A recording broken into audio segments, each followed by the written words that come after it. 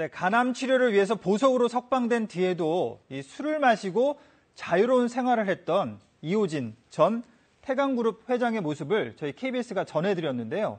어제 이 전 회장에 대한 이 대법원 판결이 있었습니다. 자, 그런데 대법원이 최종 결론을 내지 못하고 사건을 다시 서울 고등법원으로 돌려보냈습니다. 자, 징역 3년 6개월과 벌금 6억 원을 선고한 원심 판결을 깨고요. 사건을 다시 심리하라는 건데요. 자, 이유는요. 흥국생명의 최대 주주인 이 전 회장의 조세 포탈 혐의는 이 다른 범죄와 분리해서 선고를 해야 한다는 겁니다. 자, 대법원은 2016년에도 횡령 액수를 다시 정하라면서 사건을 서울 고등법원으로 돌려보냈는데요. 벌써 이 두 번째 파기환송입니다. 자, 이 전 회장은요, 지난 2011년 이 섬유 제품을 실제보다 적게 생산이 된 것처럼 조작을 하는 등 이른바 이 무자료 거래로 421억 원을 횡령한 혐의로 구속 기소됐었습니다. 그런데 3개월 뒤에 간암을 이유로 구속 집행이 정지가 됐고요. 그 다음 해인 2012년에는요, 보석으로 풀려났습니다. 자, 결과적으로 재판이 진행된 지난 8년 동안 단 63일만 수감이 됐고요. 남은 기간은 간암 때문에 풀려나서 자유로운 생활을 해왔습니다. 자, 황제 보석이라는 말이 나올만 한데요. 자, 이 전 회장은 그동안 전 대법관 2명을 포함해서요, 이 100명이 넘는 초호화 변호인단을 꾸려서 소송에 대응을 해왔습니다.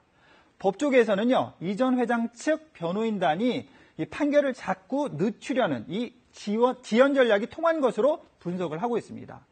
그런데 문제는 이 사건이 고등법원을 거쳐서 대법원까지 다시 오려면요, 얼마나 걸릴지 아무도 모른다는 겁니다. 자, 대법원이 처음 사건을 돌려보냈을 때는 2년 2개월이 걸렸는데요.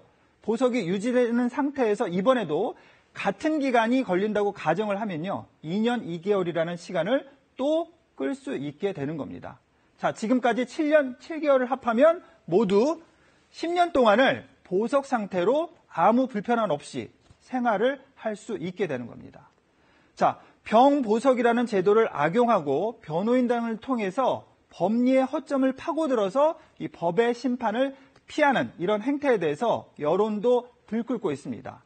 자, 국회와 시민단체들도요, 현재 이호진 전 회장이 여전히 대주주로서 이 막대한 배당을 챙긴다면서 엄벌을 촉구하고 나섰습니다. 자, 그런데 얼마 전에 이호진 전 회장에 대해서 또 하나의 혐의점이 발견이 됐습니다.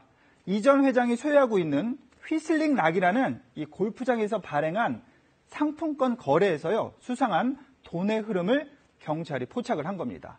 자, 휘슬링 락이 골프장에서 쓸 수 있는 상품권을 발행했는데요. 이 상품권을 태강그룹의 다른 계열사들이 무더기로 사들였습니다. 거래 규모는 수십억 원대로 전해졌는데요. 이 경찰은 이 과정에 계열사들이 돈만 내고 실제 상품권은 다른 용도로 사용이 됐을 가능성에 주목을 하고 있습니다.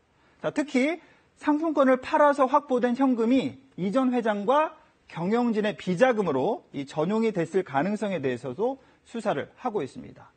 자, 골프장은요, 태강그룹이 정재계 인사들에게도 접대 골프를 제공한 장소였다는 의혹도 지금 현재 불거지고 있는데요.